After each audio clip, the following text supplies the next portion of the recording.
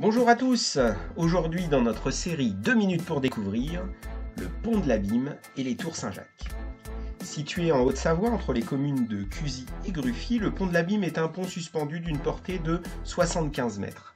Cet ouvrage d'art permet de franchir le Chéran à une hauteur de 96 mètres au-dessus des gorges. Dès l'année 1855, l'ingénieur de la Compagnie Générale des Mines d'Or imagine un pont reliant les deux rives du Chéran, mais le projet ne sera engagé que 32 ans plus tard. Les travaux débutent en juin-juillet 1887 et sont rapidement menés. On peut d'ailleurs lire dans le journal local L'Industriel savoisien du 7 janvier 1888, je cite, « Les travaux du pont de l'Abîme avancent rapidement. On espère qu'à la fin du mois de janvier, les communes de Gruffy et de Cuzy seront enfin reliées par un pont dont la construction hardie fera l'admiration de tous ceux qui le visiteront. » Non loin du pont, on aperçoit les tours Saint-Jacques. Ces tours sont constituées de 3 monolithes calcaires qui se sont détachés du semnose. La niche d'arrachement reste d'ailleurs bien visible.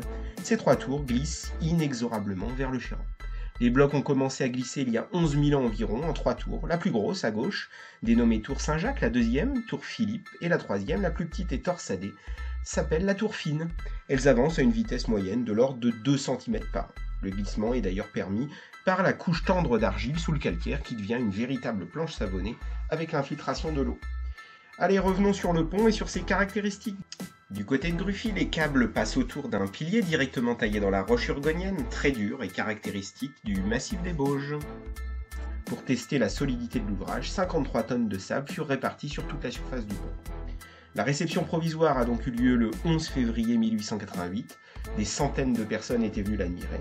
La réception définitive a eu lieu le 25 mars 1891. Très vite, le pont devint une attraction touristique majeure du secteur, depuis Aix-les-Bains et Annecy. Des voyages en calèche étaient d'ailleurs organisés pour le service d'une clientèle riche.